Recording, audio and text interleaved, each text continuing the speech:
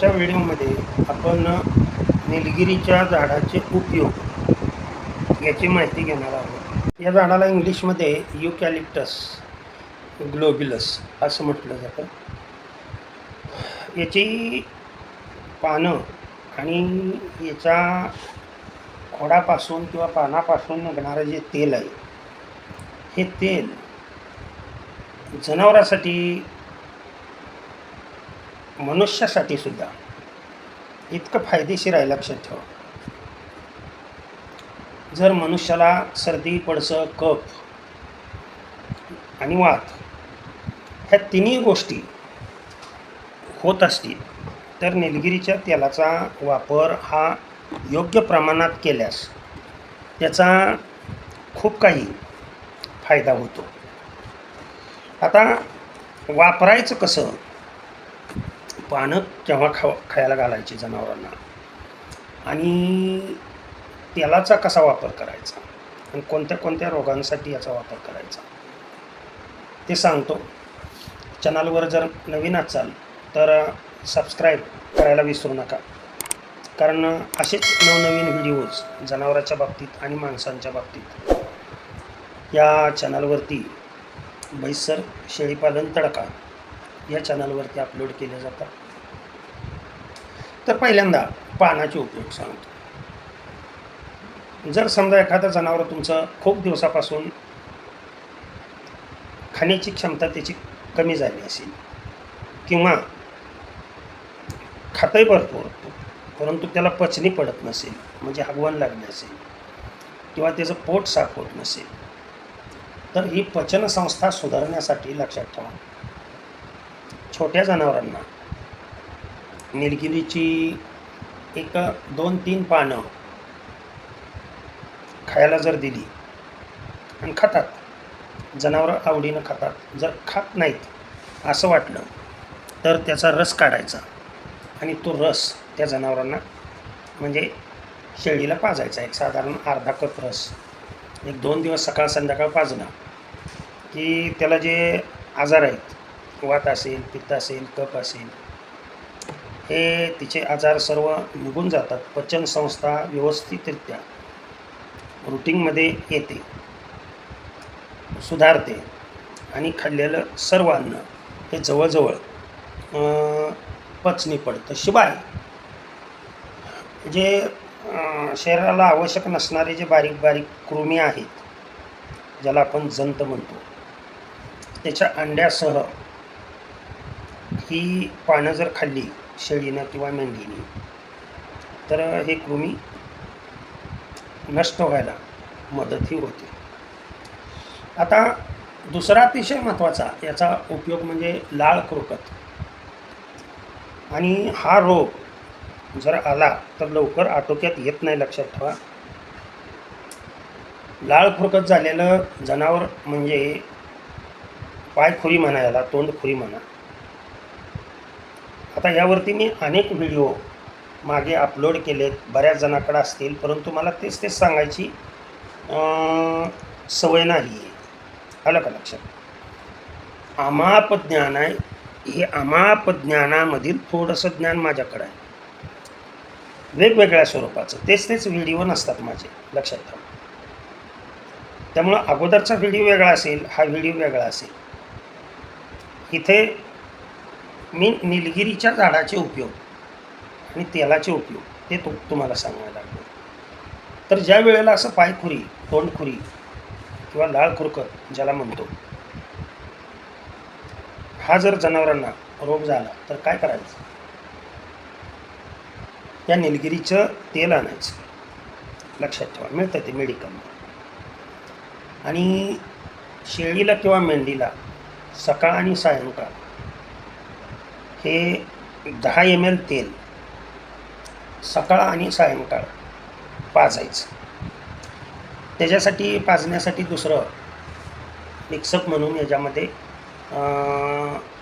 सरसोचं तेल, म्हणजे ज्याला आपण हे म्हणतो मोहरीचं तेल 1-2 चमचे मिसळलं आणि त्या 2 चमच्यामध्ये हे 10 ml तेल टाकलं आणि हे तेल जर पाजलं सकाळ सायंकाळ, तोंडातून असं फिरवायचं आहे बरोबर, किंवा हे तेल पाजून पुन्हा जिथं पायखुरीला जखमा झालेली त्या जखमा स्वच्छ धुवून त्याच्यावरती जर हे तेल टाकलं तर लक्षात ठेवा जखमा लवकर भरून येतात.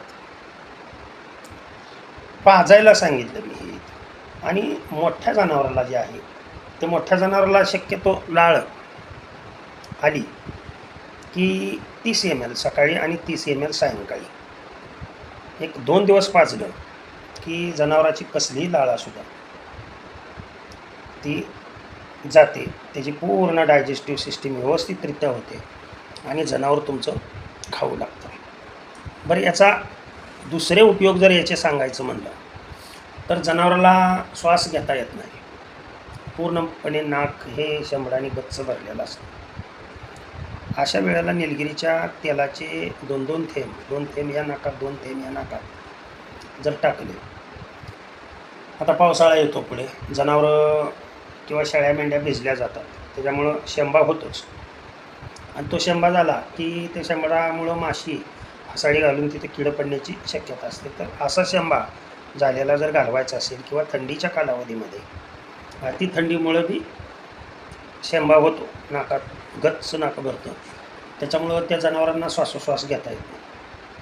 अशा वेळेला लक्षात ठेवा हे निलगिरीच्या तेलाचे त्याच्यामध्ये 2 लसणाच्या पाकळ्या मिसळायच्या, बारीक फुटायच्या त्यामध्ये, त्याचा अर्क त्या निलगिरीच्या तेलामध्ये उतरला पाहिजे नाही. आणि 2 थेंब या नाकात 2 थेंब या नाकात सोडले 1-2 दिवस केलं की शेंबूड पूर्णपणे नाहीसा होतो, की कसल्याही प्रकारचा शेंबूड असू द्या.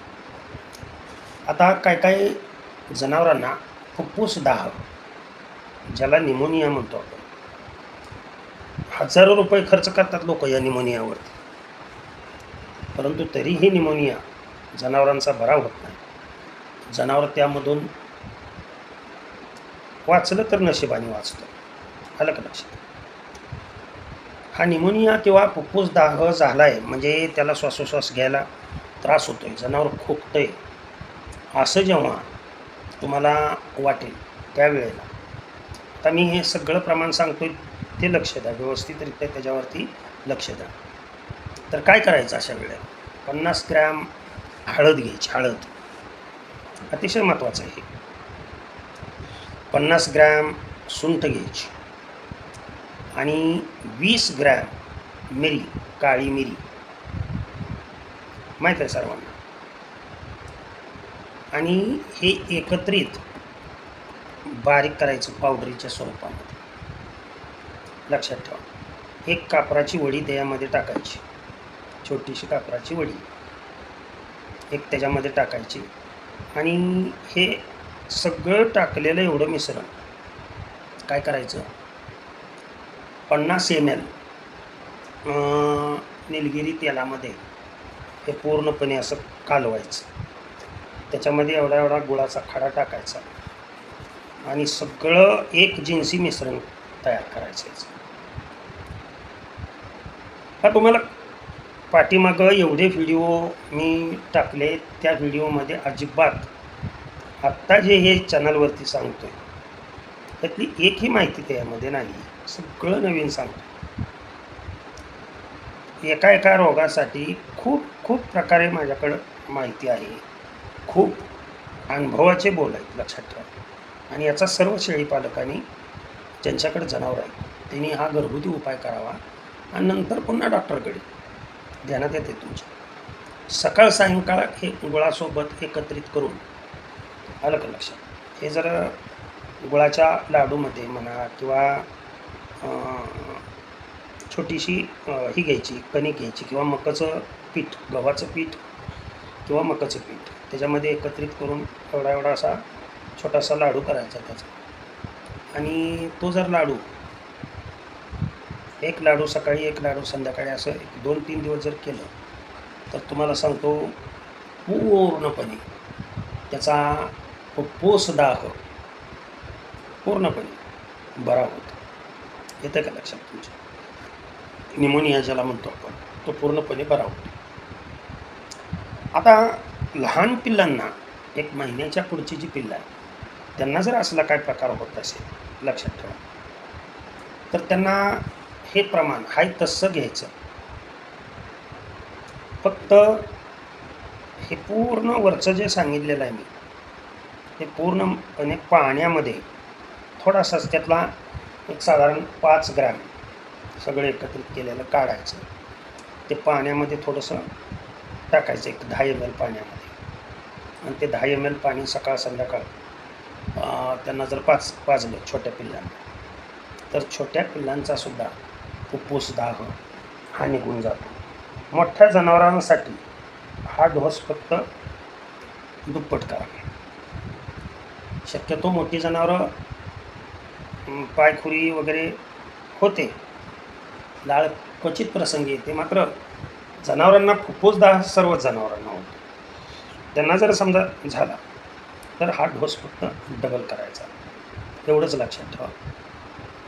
बाकीचे इलाज तुम्हाला मग अँटीबायोटिक्स वगैरे आहेत ते तुम्ही डॉक्टरच्या सल्ल्याने देऊ शकता. ओके. रामकृष्ण हरी, विठ्ठल केशव.